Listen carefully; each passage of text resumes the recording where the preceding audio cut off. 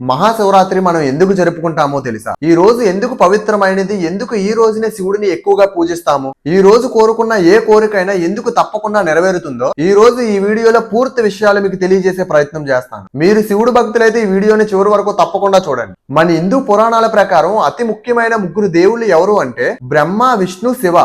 వీళ్ళు ముగ్గురినే త్రిమూర్తులు అని కూడా పిలుస్తారు. శివుడు ఎల్లప్పుడూ కైలాస పర్వతం మీద ఉంటాడు.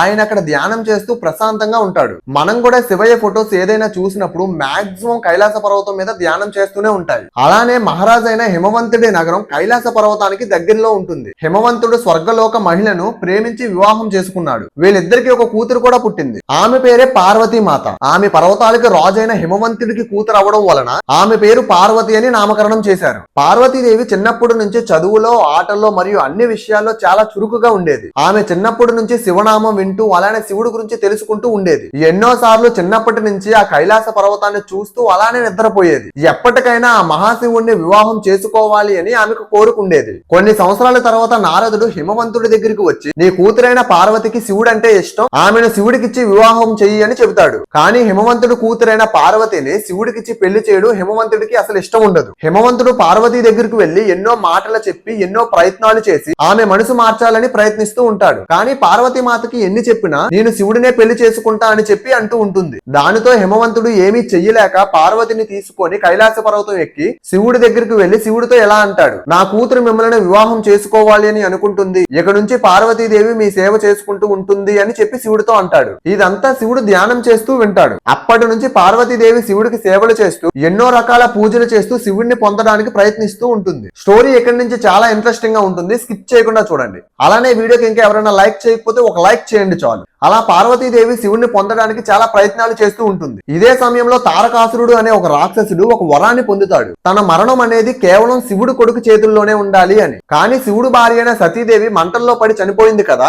ఇప్పుడు ఈ తారకాసురుని చంపాలి అంటే శివుడు పార్వతిని వివాహం చేసుకోవడం అనేది చాలా ముఖ్యమైనది అయిపోయింది. ఇప్పుడు బ్రహ్మదేవుడు ఎలా అయినా శివుణ్ణి పార్వతిని కలపడానికి విష్ణు కుమారుడైన మన్మధుడిని పిలిపించి మన్మధుడితో ఎలా అంటాడు, ఓ మన్మధ, నువ్వు వెళ్లి నీ ప్రేమ బాణాన్ని శివుడిపై వదిలి శివుడికి పార్వతి మీద ప్రేమ కలిగేలా చెయ్యి అని ఆజ్ఞాపిస్తాడు. మన్మధుడు సరే అని చెప్పి తన భార్య అయిన రతీదేవితో కైలాస పర్వతానికి వెళ్తాడు. ఆ సమయంలో అక్కడ శివుడు ధ్యానం చేసుకుంటూ ఉంటాడు. పార్వతీమాత కూడా పక్కనే కూర్చొని శివనామం చేస్తూ ఉంటుంది. దాంతో మన్మధుడు ఇదే మంచి సమయం అని తన ప్రేమ బాణాన్ని శివుడి ఛాతీ పైన వదులుతాడు. దాంతో వందల సంవత్సరాల నుంచి ధ్యానం చేస్తున్న నాకు భగ్నం కలిగిస్తావా అని చెప్పి శివుడు కోపంలో ఎదురుగా ఎవరున్నారని కూడా చూడకుండా తన మూడవ కన్నుని తెరుస్తాడు. అంతే, తన మూడవ కన్ను నుంచి వచ్చిన శక్తికి ప్రేమకు దేవుడైన మన్మధుడు భస్మం అయిపోతాడు. తన భర్త తన కళ్ళ ముందే చనిపోవడం చూసిన మన్మధుడి భార్య రతీదేవి ఏమీ ఆలోచించకుండా పార్వతి వైపు చూసి, నీకు నీ జన్మలో సంతానం కలగదు అని శపిస్తుంది. కానీ రతీదేవికి మళ్ళీ తారకాసుడు గురించి గుర్తుకు వచ్చి, పార్వతి నువ్వు తల్లి అవుతావు కానీ నీ గర్భం నుంచి ఒక్క పిల్లవాడు కూడా పుట్టడు అని చెప్పి వెళ్ళిపోతుంది. దాంతో పార్వతీమాతకి ఏం చేయాలో తెలియక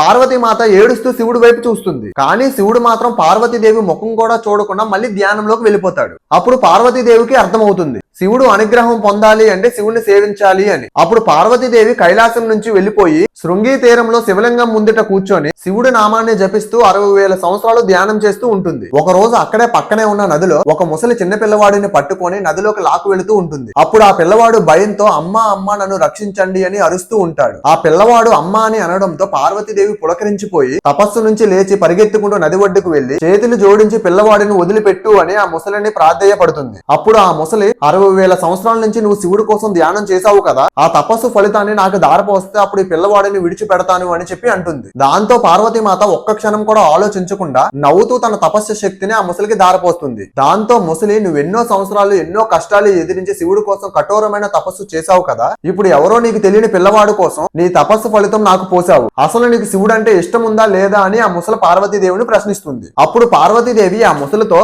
ఆ పిల్లవాడు నన్ను అమ్మ అని ప్రేమగా పిలిచాడు కదా, ఎవరైనా ఆపదలో ఉన్నప్పుడు నన్ను ప్రేమగా తలుచుకుంటే ఎంత పెద్ద పనిలో ఉన్నా నేను స్వయంగా వాళ్ళ కోసం వచ్చి ఆదుకుంటాను అని చెప్తుంది. అందుకే మన హిందూ పురాణాల ప్రకారం మనకి ఏదైనా కష్టం వస్తే మనసు పూర్తిగా పార్వతీ మాతను తలుచుకుంటే ఆమె వచ్చి మన కష్టాన్ని తీరుస్తుంది అని నమ్ముతూ ఉంటారు. ఇంకా తపస్సు అంటావా, శివుడు అంటే నాకు ప్రాణం, నేను మళ్ళీ ఎన్ని సంవత్సరాలైనా శివుడు కోసం తపస్సు చేస్తాను అని అంటుంది. ఆమె ప్రేమను చూసి ఆ ముసలి రూపంలో ఉన్న శివుడు నిజ రూపంలోకి వస్తాడు. పార్వతీదేవి ప్రేమను పరీక్షించడానికి ఇదంతా శివుడే చేస్తాడు. పార్వతీదేవి శివుడిని చూసి ఎంతగానో సంతోషిస్తుంది. అలా శివుడు అప్పుడు పార్వతీదేవిని పెళ్లి చేసుకోవడానికి అంగీకరిస్తాడు. అప్పుడు దేవతలందరూ కలిసి హిమవంతుడి ఇంటికి వెళ్లి హిమవంతుడిని శివ పార్వతి పెళ్లికి ఒప్పిస్తారు. అలా శివుడికి పార్వతికి హిమవంతుడి ఇంట్లోనే పెళ్లి జరుగుతుంది. ఈ వివాహం మామూలుగా జరగలేదు. ఈ పెళ్లి గురించి చెప్తే ఆశ్చర్యపోతారు. శివుడు పెళ్లి చాలా ఘనంగా జరుగుతుంది. అది చెప్పాలంటే ఈ వీడియోలో సమయం సరిపోదు కాబట్టి దానికోసం వేరే వీడియో చేస్తాను. మీకు ఇంట్రెస్ట్ ఉంటే కామెంట్ చేయండి. శివ పార్వతుల పెళ్లి చాలా బాగుంటుంది. పెళ్లైన మరుసటి రోజే దేవతలందరూ కలిసి శివ పార్వతి దగ్గరకు వెళ్లి, అయ్యా స్వామి, మీరు మన్మధుడిని భస్మం చేశారు కదా, మన్మధుడు కేవలం బ్రహ్మ చెప్పిన పని మాత్రమే చేశాడు,